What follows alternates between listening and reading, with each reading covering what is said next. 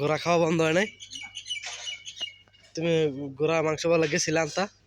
No no, আমি এটা মনে খাবো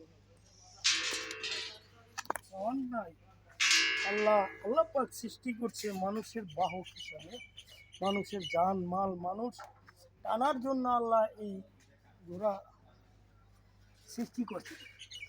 আর এই ঘোড়া মানুষ খায়, কুত্তারে ঘোড়া ঘুষ দিলে কুত্তায় খায় না, ঘোড়ার ঘুষ কুত্তা খায় না।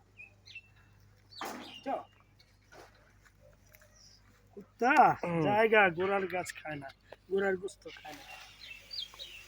মানুষ আল্লাহ পাক সৃষ্টি করছে মানুষের বাহক হিসাবে, মানুষ এদিক সেদিক টানা নেওয়া করার জন্য, যুদ্ধ করার জন্য অনেক মানুষ এটা খাইয়া লাই।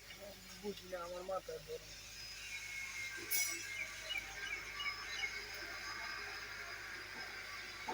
তোমার মতামত আল্লাহর তরফ থেকে ন্যায় বিচার হওয়া দরকার। মানুষে বুঝি না, মানুষ কেউ প্রতিবাদ করে না। আমার লাগে কিছু মানুষ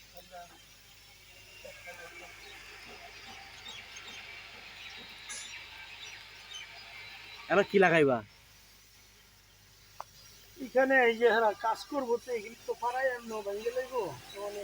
ধন্যবাদ গেরান জুড়ছে, ধন্যবাদ লাগাইছো। ধন্যবাদ লাগাইছিলাম, ধন্যবাদ গাছ, পালং শাক, তারপরে এনো লাল শাক, লাল শাক পালাম, লাল শাক দিচ্ছি।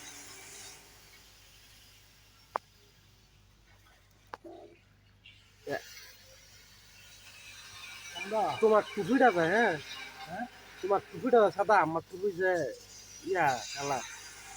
সমস্যা নাই তো, সুন্দর তোমার টুপি তো ইনশাল্লাহ সুন্দর। সুন্দর না? আমার লোক মিলাইছে।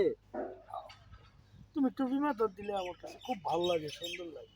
আহ মানে দাড়িটা রাখলে, আইয়া করলে দাড়ি তো রাখা সুন্দর।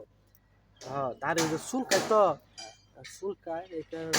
না না, চুলকাবে না তো, তুমি রেখে দেখো, রাখো, ইনশাল্লাহ আল্লাহর মতো চুলকাবে না। ভালো লাগবে দাড়ি থাকলে, দাড়ি থাকলে মানুষ গুনার কাজ করে না সহজে, যে আমার মুখে আল্লাহর নবী গুনার কাজ করে না।